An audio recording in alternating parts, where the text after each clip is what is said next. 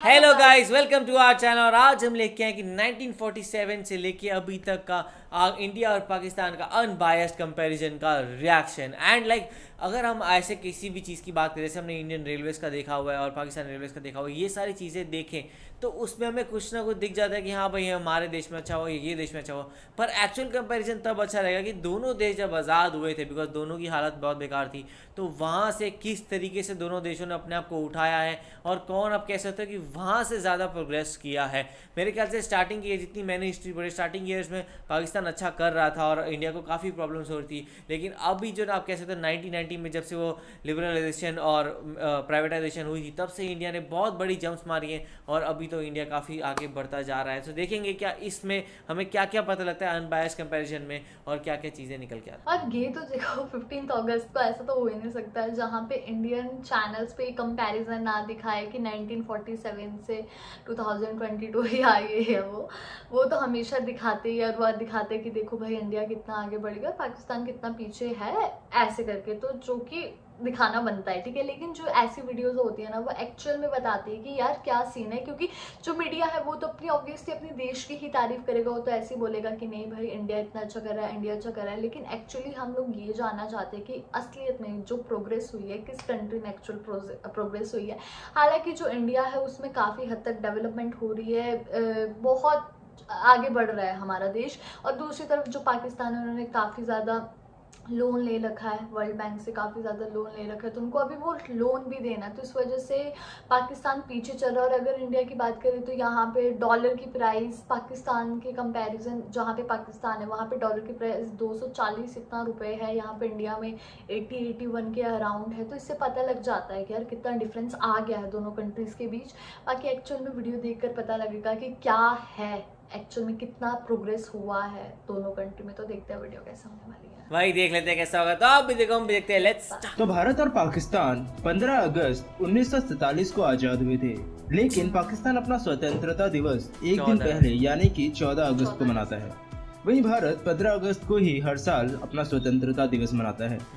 1947 में जब देश आजाद हुआ तब कोई जनगणना नहीं हुई थी, लेकिन 1951 में हुई जनगणना के अनुसार भारत की साक्षरता दर यानी कि लिटरेसी रेट उस समय 18.33% के आसपास थी। मतलब तब पूरे भारत में केवल 18.33% लोग ही लिखना और पढ़ना जानते थे। पाकिस्तान के हालात भी उस समय वैसे ही थे। आखिरकार दोनों एक ही देश का हिस्सा जो थे। कुल 16.9% लोग ही उस वक्त पाकिस्तान में लिख या फिर पढ़ सकते थे, लेकिन वर्तमान स्थिति बेहद ही अलग है। भारत ने जहां शिक्षा के क्षेत्र में बेहद ही तेज गति से काम किया, वहीं पाकिस्तान उसका मुकाबला समय के साथ नहीं कर पाया। वर्तमान में भारत की साक्षरता दर 75% से भी ज्यादा है, जबकि पाकिस्तान की लिटरेसी रेट तकरीबन 58% ही है। और साथ ही इस बात को भी ध्यान में रखना जरूरी है कि भारत की जनसंख्या पाकिस्तान से कई गुना ज्यादा है, फिर भी भारत का साक्षरता दर पाकिस्तान से काफी ज्यादा है। वहीं भारत में आज़ादी के बाद कई डेडिकेटेड इंस्टीट्यूट्स की चेन बनाई गई, जैसे कि IITs, NITs, IIITs, IIMs और एम्स वगैरह, जो कि दुनिया की टॉप 100 से 500 यूनिवर्सिटीज और इंस्टीट्यूशंस की लिस्ट में आती हैं। वहीं भारत में बेंगलोर में स्थित इंडियन इंस्टीट्यूट ऑफ साइंस दुनिया की टॉप 100 इंस्टीट्यूट्स के अंदर आता है, जबकि पाकिस्तान में ऐसी कोई डेडिकेटेड एजुकेशनल इंस्टीट्यूट्स की चेन मौजूद नहीं है, क्योंकि उन्होंने कभी इस पर इन्वेस्ट ही नहीं किया। ऐसा क्यों? जिसकी वजह से उनकी टॉप यूनिवर्सिटीज भी दुनिया की 100 या 500 यूनिवर्सिटीज में कहीं दिखाई नहीं देती। अब अगर किसी देश के डेवलपमेंट के बारे में जानना हो तो जीडीपी का जिक्र ना आए, ऐसा हो ही नहीं सकता। 1960 के दशक में पाकिस्तान की जीडीपी तकरीबन 3.7 बिलियन US डॉलर थी, जबकि भारत की जीडीपी उस समय 37 बिलियन डॉलर्स के आसपास थी। लेकिन पर कैपिटा इनकम के मामले में पाकिस्तान उस समय भारत से आगे था। और उस दशक में ये मानना पड़ेगा कि पाकिस्तान के हालात भी भारत से अच्छे थे। लेकिन आज की मौजूदा भारत की जीडीपी पाकिस्तान को कहीं भी टिकने का मौका नहीं देती है। 2019 में पाकिस्तान की estimated nominal GDP 284.214 billion dollars के आसपास होगी, जो कि दुनिया में 42वें नंबर पर है। वहीं 24वें नंबर के साथ पाकिस्तान की एस्टिमेटेड PPP GDP यानी कि परचेस पावर पैरिटी तकरीबन 1.202 ट्रिलियन US डॉलर के आसपास है और इस वक्त पाकिस्तान की GDP तकरीबन 3.3% की दर से बढ़ रही है, जबकि भारत की नॉमिनल GDP 2019 में 2.7 ट्रिलियन डॉलर से बढ़कर 2.936 ट्रिलियन डॉलर तक हो गई है, जो कि भारत को दुनिया की 5वीं सबसे बड़ी अर्थव्यवस्था बनाता है। वहीं भारत सरकार ने इसे 5 ट्रिलियन US डॉलर तक पहुंचाने का लक्ष्य रखा है। वहीं भारत की परचेज पावर पैरिटी GDP इस वक्त 11.326 ट्रिलियन US डॉलर के आसपास है, जो कि पाकिस्तान से कई गुना ज्यादा है और इस वक्त भारत की GDP कुल 6% की दर से बढ़ रही है, जो कि फिलहाल पिछले साल के मुकाबले कम है।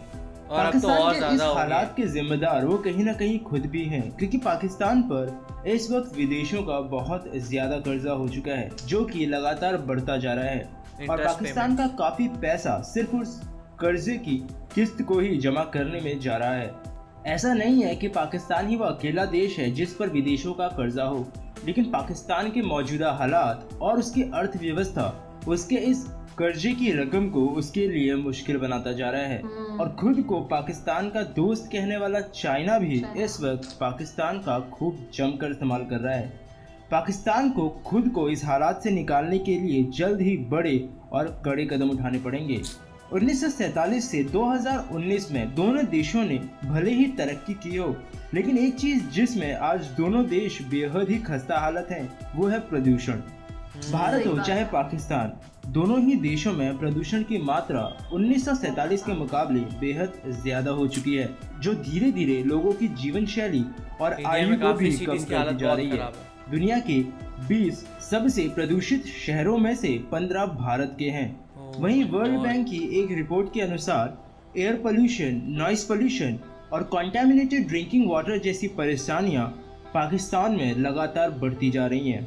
ये चीज़ दोनों ही देशों के लिए सोचने वाली है, क्योंकि ये दोनों ही देशों के भविष्य को बेहद ज़्यादा प्रभावित करेंगे। अगर बात करें दोनों ही देशों में जनता की हालातों की, मतलब उनकी स्टैंडर्ड ऑफ लिविंग की, तो वो दोनों ही देशों में इतना अच्छा नहीं है। दोनों ही देशों के बड़े शहरों में तो लोगों की ज़िंदगी कुछ हद तक सही है, लेकिन गरीबी रेखा के नीचे रहने वाले लोगों की हालात दोनों ही देशों में अच्छे नहीं हैं।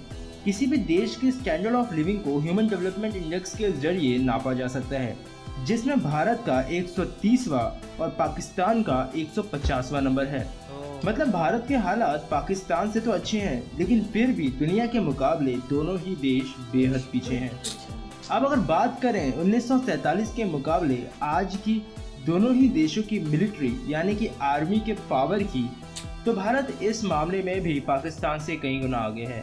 बिजनेस इनसाइडर के एक रिपोर्ट के मुताबिक भारत के पास दुनिया की 5वीं सबसे बड़ी और शक्तिशाली मिलिट्री फोर्स है, जबकि यहाँ पर पाकिस्तान 15वें नंबर पर है। जबकि भारत अपनी GDP का तकरीबन सिर्फ 1.6% हिस्सा ही अपने डिफेंस पर खर्च करता है, जबकि पाकिस्तान तकरीबन अपनी GDP का 4.5% हिस्सा अपने डिफेंस पर खर्च कर रहा है।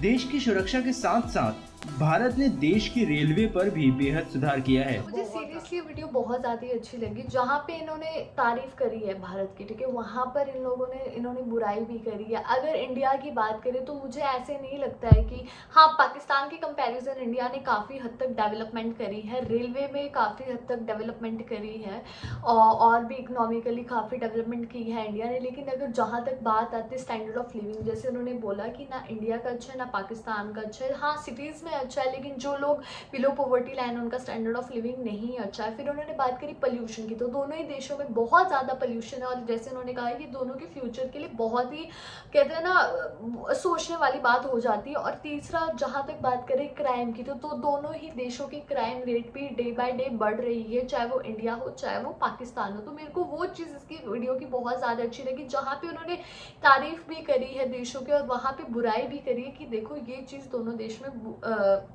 खराब है। और मुझे ये लगता है कि दोनों देशों की गवर्नमेंट को जहाँ तक अगर वो चाहते हैं कि यार हमारा सब कुछ सही चले, तो उनको पोल्यूशन लेवल पे भी काम करना पड़ेगा, उनको क्राइम पे भी काम करना पड़ेगा, और उनको स्टैंडर्ड ऑफ लिविंग के लिए भी काम करना पड़ेगा। और स्टैंडर्ड ऑफ लिविंग तो सिर्फ एम्प्लॉयमेंट से होएगा, और वही चीज़ अगर ये सब चीज़ का लिंक है बेसिकली एक पॉपुलेशन के साथ, अगर पॉपुलेशन ग्रोथ कम होएगी तो ऑब्वियसली सब कुछ कम होगा। और लोगों को अगर हम जितना ज़्यादा हो सके टीवी पे एड्स आए, क्योंकि मुझे ऐसा नहीं लगता है कि यार जो इंडिया है या पाकिस्तान में एड्स वगैरह अगर दिखाया जाए ज़्यादा तो लोग हो जाते हैं, इन्फ्लुएंस हो जाते हैं। तो ये सारी चीज़ें ना काम कर सकती है। बाकी वीडियो मुझे बहुत ज़्यादा अच्छा, वही स्टार्टिंग में देखा जाए तो पाकिस्तान बहुत अच्छा कर रहा था, और मैंने वो जीडीपी की भी एक रेस देखी, उसमें पहले पाकिस्तान की जीडीपी काफ़ी अच्छी ग्रो कर थी, इवन हायर परसेंटेज पे ग्रो कर रही थी इंडिया से। लाइक ये काफ़ी हद तक होता रहा 1950, 60s और 70s में भी, जब इंडिया काफ़ी ज़्यादा स्ट्रगल किया करता था।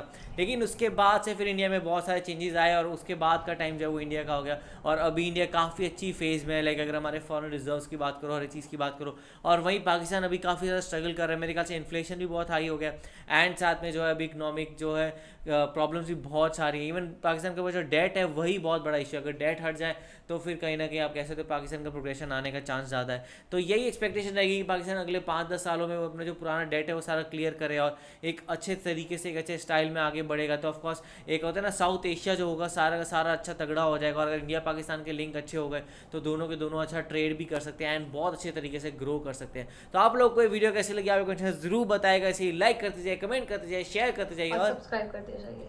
बाय।